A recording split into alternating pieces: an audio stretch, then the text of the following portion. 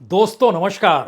राजनीति की चौसर पर पासे फेंक कर देखिए, भारत की मौजूदा राजनीति की दशा और दिशा दोनों आपको दिखाई देने लगेगी। याद कीजिए 2013 में कौन सा पासा आरएसएस ने बीजेपी ने फेंका था और नरेंद्र मोदी का नाम जब उभर कर आया तो समूची बीजेपी नरेंद्र मोदी के इर्द गिर्द खड़ी थी। उस दौर की समूची राजनीति को पढ़ना शुरू कीजिए और फिर उन लहरों में छिपी राजनीति को जब आप 2023 में लाकर खड़ा करेंगे तो मौजूदा वक्त में राहुल गांधी के इर्द गिर्द समूची राजनीति नहीं बल्कि कांग्रेस और समूचा विपक्ष भी आपको एक झटके में खड़ा नजर आएगा। तो क्या 10 बरस के बाद राजनीति का चक्का 180 डिग्री में आमने सामने आकर खड़ा हो गया है? और इस राजनीति का पाठ पढ़ेगा कौन और इसकी उलझनों को खोलेगा कौन? यह मुश्किल विपक्ष के सामने आकर खड़ी हो गई है, क्योंकि सत्ता के सामने तो चुनौती विपक्ष को देनी है, लेकिन विपक्ष का मतलब अगर राहुल गांधी हो जाए तो, और कांग्रेस का मतलब भी राहुल गांधी हो जाए तो, और विपक्ष और कांग्रेस सबको मिला डालिए और उसके बाद किसी एक चेहरे का जिक्र अगर आप करने लगेंगे तो हो सकता है आपकी जुबान पर इस वक्त एक ही नाम आए, राहुल गांधी। क्योंकि आप किसी दूसरे नाम को ले पाने की स्थिति में 2024 को लेकर खड़े होंगे नहीं। वो नाम नीतीश कुमार का हो, वो ममता बनर्जी का हो, वो शरद पवार का हो, वह केजरीवाल का हो, वह अखिलेश का हो, किसी का भी नाम हो, ये नाम टिकेंगे नहीं, 2024 की हवा में बह जाएंगे। क्योंकि चौसर पर जो पासे आपने फेंके हैं उसमें एक झटके में 3 बातें महत्वपूर्ण हो गई है। भारत की राजनीति के केंद्र में कौन खड़ा है? भारत की राजनीति के केंद्र में जिस विचारधारा को लेकर लड़ाई लड़ी जा रही है उसको थामे हुए कौन खड़ा है? और मौजूदा वक्त में जनता के भीतर किस राजनीतिक दल या किस नेता और किस चेहरे को लेकर कितने सवाल हैं? एक तरफ आपको नरेंद्र मोदी नजर आएंगे और दूसरी तरफ आपको राहुल गांधी नजर आएंगे। फिर लौट चलिए एक क्षण के लिए 2013-14 की पन्नों को पलटते हुए और याद कीजिए 2014 में क्या हुआ था। नरेंद्र मोदी के इर्द गिर्द समूची बीजेपी सिमट गई थी। 2024 की दिशा किधर जा रही है? राहुल गांधी के इर्द गिर्द समूची कांग्रेस सिमट चुकी है। 2014 में मोदी पूरी राजनीति के केंद्र में थे। 2024 की दिशा में राहुल गांधी समूची राजनीति के केंद्र में है। और उसकी वजह हम बताएं उससे पहले यह भी याद रखिए 2014 में एनडीए कोई मायने नहीं रख रहा था। उस वक्त नरेंद्र मोदी थे जो गुजरात से निकले थे, उन पर दंगों का दाग था, उनको लेकर तमाम विपक्षी निशाने पर उन्हें लेते रहे। दुनिया भर में उनकी भर्त्सना हुई, अमेरिका तक ने उन्हें वीजा ना दिया। यानी लोकप्रियता का चरम उस नकारात्मक परिस्थितियों से निकल कर आया था जिसको लेकर भारत की राजनीति में न सिर्फ कोई चुनाव जीत जाए बल्कि बहुमत के साथ आ जाए, यह भी किसी ने सोचा नहीं था। लेकिन नरेंद्र मोदी ने यह कमाल कर दिखाया 2014 में। 2024 के भीतर ध्यान दीजिए, यूपीए कोई मायने नहीं रख रहा है और विपक्ष तो बिल्कुल मायने नहीं रख रहा है। और मायने कोई रख रहा है तो वह राहुल गांधी का चेहरा है, उनकी भारत यात्रा से निकली हुई सोच है। और उस सोच के इर्द गिर्द जिस बात का जिक्र वह शायद नफरत के बाजार और दुकान का जिक्र प्रेम का करते हैं, उसकी परिस्थिति के भीतर अटका हुआ है। धारा हो, विचारधारा हो, राजनीतिक गोटियां हो या फिर आने वाले वक्त में जो भी लड़ाई लड़ी जानी हो, उसमें सीटें मायने नहीं रख रही है, उसमें परसेप्शन मायने रख रहा है। शायद इसीलिए ध्यान दीजिए तो जब आप पूरी फहरिस्त समझना शुरू करेंगे तो प्रधानमंत्री नरेंद्र मोदी उस वक्त प्रधानमंत्री नहीं थे, लेकिन वह लीड कर रहे थे सब कुछ। और मोदी वर्सेस मनमोहन सिंह 2024 में हो ही गया था, क्योंकि मनमोहन सिंह की इकोनॉमिक पॉलिसी सामने खड़ी थी जो एक लिहाज से उस वक्त आवारा हो चली थी। बड़े बड़े सवाल थे, उस दौर के स्कैम थे, उस दौर की तमाम परिस्थितियों में सामने नरेंद्र मोदी खड़े थे जिनका अपना शरीर भी बेदाग नहीं था, वो दागदार था। मौजूदा वक्त में कमोवेश वही स्थिति में राहुल गांधी आकर खड़े हो गए हैं। सामने नरेंद्र मोदी हैं, जिनको लेकर सवाल है। करप्शन एक सिस्टम में बदल चुका है। इस देश के भीतर एक ऑटोक्रेसी आ गई है। मंत्रियों तक की कोई महत्ता नहीं बची है, संस्थान बचे नहीं, मीडिया बचा नहीं। और जो भी प्रधानमंत्री मोदी जो लकीर खींच दे, उसके बाद किसी की हिम्मत इस सत्ता व्यवस्था में है नहीं कि उस लकीर के समानांतर कोई छोटी लकीर भी खींच पाए। राहुल गांधी सामने आकर खड़े हो गए हैं और समूचे विपक्ष को जब आप चेहरे के तौर पर तलाशिए, विचारधारा के तौर पर तलाशिए, लेकिन ध्यान दीजिए, हमला किसी तीसरे पर नहीं होता है और दूसरे पर भी नहीं होता है। हमले के निशाने पर सत्ता पक्ष यानी बीजेपी और केंद्र सरकार के निशाने पर राहुल गांधी होते हैं। राहुल गांधी की संसद सदस्यता क्यों गई? राहुल गांधी का सरकारी बंगला क्यों उनसे छीन लिया गया? अवमानना के मामले में राहुल को सबसे बड़ी सजा जो हुई वह किसी को नहीं हुई, लेकिन राहुल गांधी को हुई। हेराल्ड केस में उनके खिलाफ केस भी दर्ज है और ईडी ने 5 दिनों तक लगातार 50 घंटे उनसे पूछताछ भी की। आपके जहन में आ रहा होगा कि इसी तरीके से पूछताछ तो नरेंद्र मोदी को दंगों को लेकर भी हुई थी, एसआईटी बैठी थी, पहले दिन ही 9 घंटे पूछताछ हुई थी। बिल्कुल सही है, लेकिन राजनीतिक परिस्थितियां जो चलती है वो नकारात्मक सकारात्मक बाद में देखती है। वह दरअसल मौजूदा वक्त में जो उसके सामने होता है, जैसे 2014 में मनमोहन सिंह थे, तो मनमोहन सिंह के सवालों के कटघरे में खड़ा कर जनता ने एक झटके में नरेंद्र मोदी को वोट दे दिए। मौजूदा वक्त की परिस्थिति में कटघरे में कोई दूसरा शख्स नहीं खड़ा है, क्योंकि इस देश के भीतर कॉरपोरेट का घोटाला हो, अडानी कांड ही खुले तौर पर क्यों ना हो, बड़ी तादाद में इस देश के भीतर से बैंकों को जो कर्ज माफी दे दी गई, जो रईस कर्ज लेकर भाग गए और उसकी तादाद इस देश में लगभग 11 लाख करोड़ पार कर गई, वह भी सिर्फ 6 बरस में, आखिरी के 6 बरस। यानी समूची तुलना करना शुरू कीजिएगा तो एक झटके में आपको 2013, 14, 2023, 24 में कन्वर्ट होता हुआ दिखाई देगा। लेकिन सवाल अभी इतना नहीं है। सवाल तो एक और है, विपक्ष की व्यूहरचना है। विपक्ष द्वारा अपना नेता भी खोजना है और सीटों का तालमेल भी करना है। लेकिन जब 2013-14 की परिस्थिति 2023-24 में राहुल गांधी के इर्द गिर्द आकर उसी तरीके से खड़ी हो चली है जैसे नरेंद्र मोदी के इर्द गिर्द थी, तो फिर सीटों का तालमेल क्या मायने रखता है? और शायद इसीलिए नीतीश कुमार चाहते हैं कि राहुल गांधी चलकर आए पटना, और वो पटना में जैसे ही आएंगे तो विपक्ष समझ चुका है कांग्रेस किस रूप में अपना विस्तार कर रही है, और अगर विस्तार नहीं भी कर रही है तो जनता उसे विस्तार देने को तैयार है। और ऐसी राजनीति भारत के भीतर अक्सर बदलाव को लेकर होती है। यानी कांग्रेस अपने तौर पर कोई मशक्कत करती नजर आए ना आए, जनता विकल्प के तौर पर कांग्रेस की दिशा में अगर बहती हुई दिखाई दे रही है तो यह खतरे की घंटी उस समूचे विपक्ष के लिए हो सकती है जो ये मानकर बैठी है कि जब पटना में बैठेंगे तो फिर सीटों के तालमेल पर चर्चा होगी और हाथों में हाथ डाल के उसके बाद एकता का ऐलान किया जाएगा कि देखिए हम सभी एक साथ हैं।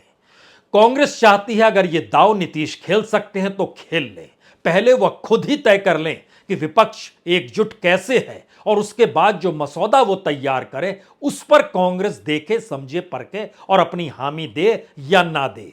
और दूसरा, वह जगह पटना तो हो नहीं सकती है, पटना तो जेपी की जमीन है।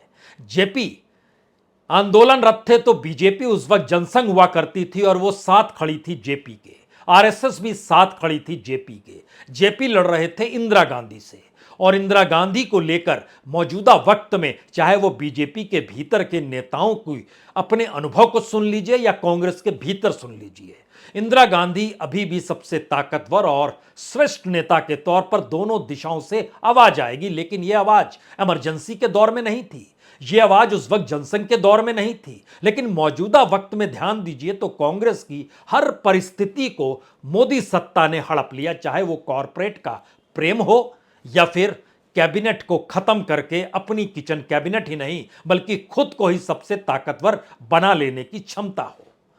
तो फिर सीटों का तालमेल क्यों मायने रखता, और खास तौर से तब जब कांग्रेस इस बात को समझ चुकी है कि इस देश के भीतर में बीजेपी को लेकर सवाल है, विपक्ष को लेकर सवाल नहीं है। इस देश के भीतर में मोदी का विकल्प तलाशने का जिक्र है और उसके अल्टरनेटिव में कांग्रेस को देखने का जिक्र है, विपक्ष को देखने का जिक्र नहीं है। और अगर यह लड़ाई कांग्रेस और बीजेपी के बीच होती है तो उन सीटों को अगर छोड़ भी दिया जाए जिन सीटों पर विपक्ष की मौजूदगी है, तो भी इतनी सीटें तो मैदान में खाली पड़ी है जहां कांग्रेस अगर जीत जाए तो एक झटके में 2024 पलट जाएगा। पलट इसलिए जाएगा क्योंकि कांग्रेस की ताकत विपक्ष के साथ मिलकर 100 से 150 सीट से ज्यादा पा नहीं सकती है। यानी कांग्रेस अपने बूते सरकार बनाने की स्थिति में 2024 में विपक्ष की एकजुटता के साथ आ ही नहीं सकती है। और विपक्ष अपने तौर पर एकजुट होगा तो हर राज्य के भीतर की परिस्थितियां शायद उस राज्य के भ्रष्टाचार को उभारेगी, वहां के मिस गवर्नेंस को उभारेगी और वहां के नेता पर लगे दाग को उभारेगी। वो चाहे महाराष्ट्र हो, चाहे बिहार हो, चाहे उत्तर प्रदेश हो और चाहे कर्नाटक ही क्यों ना हो। लेकिन अगर अपने बूते कांग्रेस खड़ी होती है तो क्या वो 250 सीट तक पहुंच सकती है? यह सवाल शायद मौजूदा वक्त में कांग्रेस के भीतर सबसे बड़ा हो चला है। और अगर राहुल गांधी इस रूप में विपक्ष के नेता नहीं बल्कि विपक्ष के तौर पर ही मौजूद हैं तो पहला झटका तो नीतीश कुमार को लग चुका है।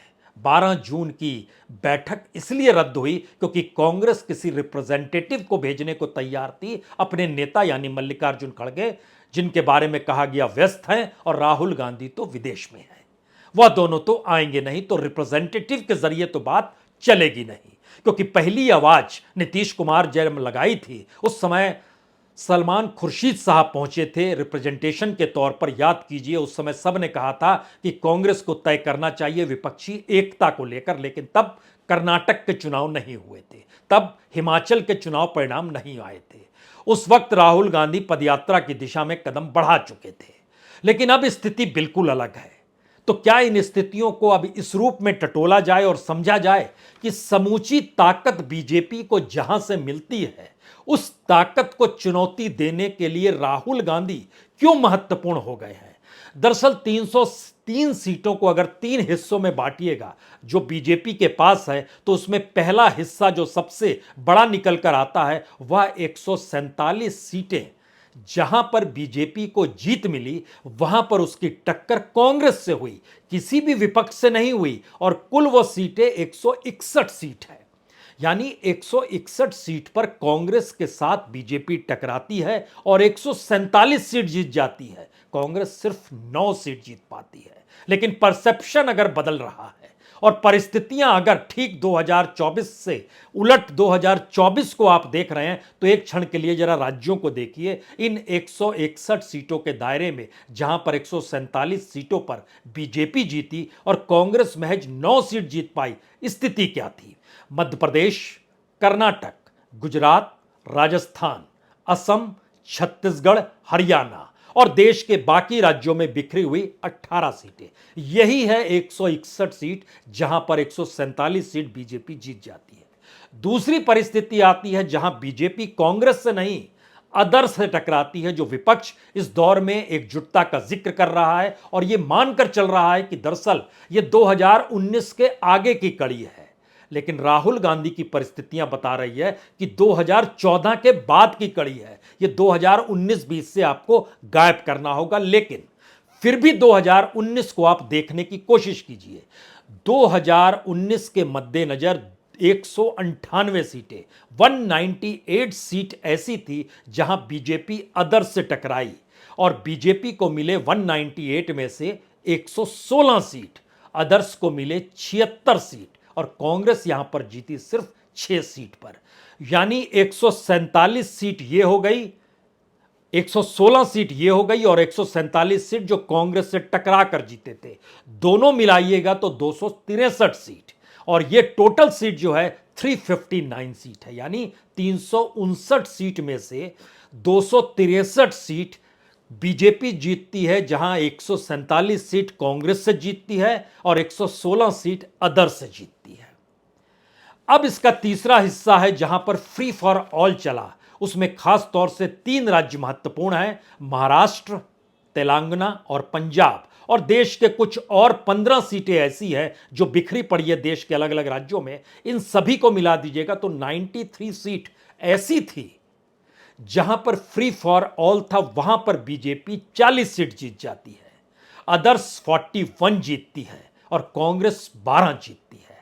तो फ्री फॉर ऑल की परिस्थिति में अदर्स की मौजूदगी और कांग्रेस की मौजूदगी यूं भी बीजेपी की तुलना में लगभग 13 सीट ज्यादा है, यानी उसके पास 40 सीट है, यहां पर 53 सीट है और दोनों मिलाइएगा तो 93 सीट हो गई।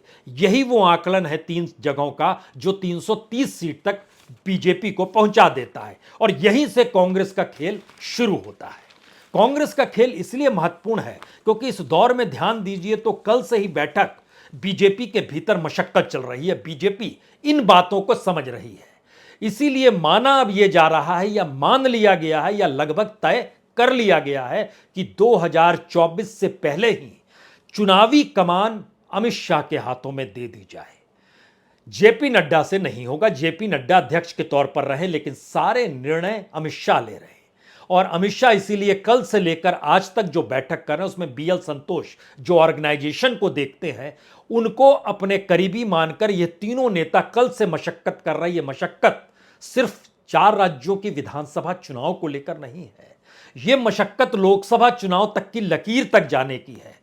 यह भी चिंतन कहीं ना कहीं है, क्या सभी चुनाव एक साथ करा दिए जाएं तो क्या होगा, यानी उसको कुछ आगे पीछे ले आया जाए और इन चुनाव के साथ कर दिया जाए तो क्या होगा। क्योंकि अगर चुनाव हार गए, मध्य प्रदेश में हार गए, राजस्थान में हार गए, छत्तीसगढ़ में हार गए, तेलंगाना में हार गए, तो क्या होगा रिजल्ट 2014 तो लोग देखने लगेंगे। या फिर क्या वाकई ऐसा हो सकता है कि इन 4 राज्यों के चुनाव परिणाम से हटकर नरेंद्र मोदी को उनके चेहरे और कद को नए तरीके से जनता परखने लगे और कहे ये तो राज्यों के चुनाव थे। मुश्किल है। मुश्किल इसलिए है क्योंकि इस दौर में और चीजों को जरा परखने की शुरुआत कीजिए कि अगर विपक्ष के भीतर सीटों का तालमेल नहीं हो पा रहा है, अगर अखिलेश के सौदेबाजी की ताकत अब खत्म होने की स्थिति में आ गई है, अगर नीतीश कुमार अपने आखिरी दांव के मुहाने पर आकर खड़े हो गए हैं, अगर शरद पवार समझ चुके हैं कि महाराष्ट्र की राजनीति में यह उनका आखिरी चाल होगी, अगर उद्धव ठाकरे समझ चुके हैं जिस सियासत को वो साध रहे हैं उसमें अगर सहयोगी साथ नहीं तो उनकी हैसियत एक बहुत छोटे क्षेत्रीय दल से भी कमजोर नजर ना आने लगे, और अगर ममता बनर्जी समझ चुकी है कि अगर वो एकला चलो की परिस्थिति में बंगाल के भीतर खड़ी है तो आने वाले वक्त में कांग्रेस घुसेगी, लेफ्ट नहीं घुसेगा बंगाल में। यह एक नई परिस्थिति पूरे विपक्ष के सामने आकर खड़ी है और यहीं से सवाल होता है कि कर्नाटक ने अगर शटर गिरा दिया है तो दक्षिण का दरवाजा बंद। और दक्षिण का मतलब क्या है? कुल मिला के 5 राज्य, केरल, तमिलनाडु, आंध्र, तेलंगाना और कर्नाटक। इन 5 राज्यों का मतलब कितना? 128 सीट। 128 सीट में बीजेपी के पास कितनी सीट? 29 सीट। और बीजेपी समझ चुकी है ये 29 सीट में से उसके पास कर्नाटक की 25 सीट है और तेलंगाना की 4 सीट है, जो अब गंवाने की स्थिति में आ गई तो क्या होगा। इसीलिए उसने चंद्रबाबू नायडू पर डोरे डाले, इसीलिए जगन रेड्डी को अपने दायरे में लिया है, इसीलिए चंद्रशेखर राव के साथ भी समझौते, और यहीं से वो मैसेज निकलता है जो राहुल गांधी और कांग्रेस को एक नई परिस्थिति में विपक्ष से हटकर खड़ा करता है। क्योंकि एक अंदेशा सबको है कि अगर मान लीजिए 250 सीट पर भी बीजेपी आ जाती है या 225 सीट पर भी आ जाती है तो क्यों एनडीए के दायरे को बड़ा करते हुए बीजेपी के साथ वो तमाम क्षेत्रीय दल उसको समर्थन देने ना चले जाएं, बीजेपी को बनस्पत वो कांग्रेस को दें। तो कांग्रेस को अपने बूते उस स्थिति पर लाकर खड़ा करना होगा जहां विपक्ष पर वो निर्भर ना करे, विपक्ष ही उस पर निर्भर करे कि हां आपके साथ हम मिलकर सरकार बनाएंगे। ऐसा ना हो कि विपक्ष की सरकार बन रही है, ऐसी परिस्थिति राजनीति में होती नहीं और चौसर भी आप पासे फेंक कर देखिए इसकी इजाजत देती नहीं है। तो शायद इस दक्षिण का रास्ता बंद होने से जो बाकी 3-4 कैरेक्टर सामने खड़े हैं राजनीतिक तौर पर, चंद्रबाबू नायडू, जगन रेड्डी और चंद्रशेखर राव, इनके साथ तालमेल की परिस्थिति अगर 272 से नीचे आते हैं तो ये 272 में समर्थन देकर साथ खड़ा कर देते हैं और यहां से वो पावर पॉलिटिक्स असल शुरू होती है, जिस पावर पॉलिटिक्स के दायरे में अब कांग्रेस के सामने जो चिंतन उभर कर आ रहा है उसमें यह भी समझना होगा कि कांग्रेस तेलंगाना में 17 में से सिर्फ 3 सीट जीत पाई, राजस्थान में 25 में से 0 सीट जीत पाई, मध्य प्रदेश में 29 में से 1 सीट जीत पाई, छत्तीसगढ़ में 11 में से 2 सीट में, इन चारों राज्यों में चुनाव होने हैं और यहां कुल 82 सीट है। 82 में से कांग्रेस ने सिर्फ 6 जीते हैं। तो विधानसभा चुनाव पर केंद्रित होकर लोकसभा पर निशाना साधा जाए तो कांग्रेस को लाभ हो सकता है, यह कांग्रेसी मान चुके हैं। और यहां पर कोई दूसरा विपक्ष कुछ दखल देने की स्थिति में आएगा नहीं। वो दखल देने की स्थिति में कर्नाटक में आए, लेकिन किसी को कुछ नहीं मिला, चाहे वो एनसीपी के उम्मीदवार हो चाहे आम आदमी पार्टी के उम्मीदवार हो, किसी को कुछ नहीं मिला, बीएसपी को कुछ नहीं मिला। जनता भी तय कर चुकी है कि अब आमने सामने की लड़ाई में ही फैसले होने चाहिए। इसीलिए लौटिए बिहार की उन 40 सीटों पर जहां पर कांग्रेस 9 सीटों पर जेडीयू और एलजेपी से टकराई थी पिछली बार, 16 सीटों पर आरजेडी टकराई थी जेडीयू और एलजेपी से, और 15 सीटों पर बीजेपी आरजेडी से टकराई थी। तो क्या कांग्रेस 9 ही सीटों पर चुनाव लड़ेगी? संभव नहीं है, उसे बिहार में और सीट चाहिए। झारखंड के भीतर सिर्फ 7 सीटों पर बीजेपी और दूसरी पॉलिटिकल पार्टी से कांग्रेस टकराई थी, तो क्या वो 7 पर खामोश हो जाएगी? संभव नहीं है। उत्तर प्रदेश में कांग्रेस जो थी सिर्फ 4 सीटों पर टकराई थी दूसरी पॉलिटिकल पार्टी के साथ। 74 सीटों पर बीजेपी के सामने समाजवादी पार्टी और बीएसपी खड़ी थी। 2 सीटों पर अदर अदर का मुकाबला था। अदर अदर का मतलब बहुत साफ है, जो रीजनल फोर्सेस थी और समाजवादी पार्टी और बीएसपी का गठबंधन था। तो क्या सिर्फ 4 सीटों पर लड़ेगी चुनाव? संभव नहीं है कांग्रेस के लिए। वेस्ट बंगाल के भीतर सिर्फ 3 सीटों पर कांग्रेस टीएमसी और बीजेपी से टकरा रही थी, बाकी 39 सीटों पर बीजेपी और टीएमसी आपस में टकरा रही थी। तो क्या वेस्ट बंगाल में सिर्फ 3 सीटों पर लड़ेगी? संभव नहीं है। उड़ीसा में 2 ही सीटों पर कांग्रेस टकराती हुई दिखाई दी थी बीजेडी के साथ। 19 सीटों पर तो बीजेपी टकरा रही थी अपने तौर पर बीजेडी के साथ। तो क्या वाकई 2 ही सीट चाहिए? संभव नहीं है। और महाराष्ट्र जहां फ्री फॉर ऑल हो रहा था, वहां पर सिर्फ 7 सीटों पर कांग्रेस दूसरे दलों से टकरा रही थी, जबकि 15 सीटों पर बीजेपी और कांग्रेस आमने सामने थी। तो अगर दोनों को जोड़ भी लीजिएगा तो क्या महाराष्ट्र में सिर्फ 22 सीटें चाहेंगी? हमें लगता है संभव नहीं है। परिस्थितियां उलट रही हैं। और तेलंगाना के भीतर भी कांग्रेस 17 में से 11 सीटों पर अदर्स से उन्होंने सामना, अदर्स का मतलब टीआरएस है, और बीजेपी 6 सीटों पर कांग्रेस के साथ टकराई थी। यानी वहां पर टीआरएस और बीजेपी के समान रूप से 17 सीटों पर कांग्रेस की मौजूदगी है। यह परिस्थिति बहुत साफ बतलाती है कि जिस रास्ते 2024 की चौसर जा रही है, और उस पर जब पासा फेंकेंगे तो उसमें हर पासे के ऊपर में आपको राहुल गांधी का चेहरा क्यों दिखाई देगा? क्योंकि विपक्ष की पूरी राजनीति की कतार में आपको कोई चेहरा नजर नहीं आएगा जो राष्ट्रीय तौर पर जिसको मान्यता मिल जाए। दूसरी बात, किसी भी राज्य की फिलॉसफी ऐसी नहीं है जहां का मॉडल, केजरीवाल का मॉडल एक वक्त चल रहा था, लेकिन बंगले ने न्यारे व्यारे कर दी और इन सब के बीच शराब घोटाला और बाकी चीजों ने आकर लपेटे में ले लिया। अगर आप ध्यान दीजिए तो राष्ट्रीय पॉलिटिकल पार्टी के तौर पर केजरीवाल की पार्टी को मान्यता मिल गई, लेकिन राष्ट्रीय नेता के तौर पर मान्यता मिलना असंभव सा सवाल है, क्योंकि वह जिस हरियाणा से आते हैं वहां वो भी 1 सीट जीत ले तो बड़ी बात होगी। ये सारी परिस्थितियां एक झटके में चाहे अनचाहे 2024 की राजनीति में वही चीजें खड़ा कर रही है जहां समूची राजनीति, समूचा परसेप्शन, समूची विचारधारा, सीटों का समीकरण, इर्द गिर्द कोई नहीं, उसके बीच में राहुल गांधी आकर खड़े हो गए। अब राहुल गांधी को पूरी तरह या तो यह राजनीति खारिज कर दे या यह राजनीति हाथों हाथ उठा ले। इंतजार इस बात का इसलिए जरूरी है क्योंकि जब आप 2013 में नरेंद्र मोदी को देखेंगे तो उस पीरियड में आपके जहन में बहुत सारे सवाल होंगे। आपके मतलब विपक्ष ही नहीं बल्कि उस समय बीजेपी के भीतर भी सवाल थे, और राजनाथ सरीखे नेताओं के साथ भी सवाल थे, गडकरी के भीतर भी सवाल थे, अडवाणी के साथ भी सवाल थे। लेकिन जो रिजल्ट आया वह इस देश की जनता ने उस वक्त दिया।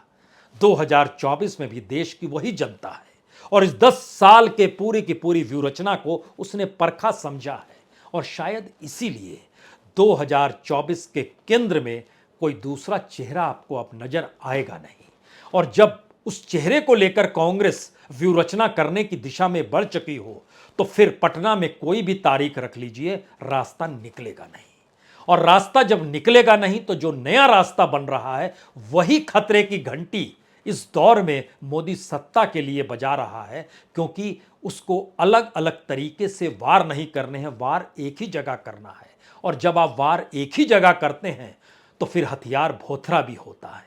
और शायद इसी डर में कल से बैठकों का जो सिलसिला शुरू हुआ है और तमाम मंत्रालयों के भीतर जो सत्ता अपने तौर पर सबको सक्रिय कर रही है, जो निर्णय लिए जा रहे हैं रायसीना हिल्स पर नॉर्थ और साउथ ब्लॉक में बैठकर, ये सारी दिशा बताते हैं कि सारी मशक्कत, समूची मशीनरी, समूची कैबिनेट और समूचा बजट सिर्फ 2024 की चुनावी जीत पर मुहर लगाने के लिए सक्रिय हो चला है, क्योंकि सामने पहली बार एक ही शख्स खड़ा है, एक ही चेहरा है, एक ही विचारधारा है और एक ही दुकान है, मोहब्बत की दुकान। बहुत बहुत शुक्रिया, बहुत बहुत शुक्रिया।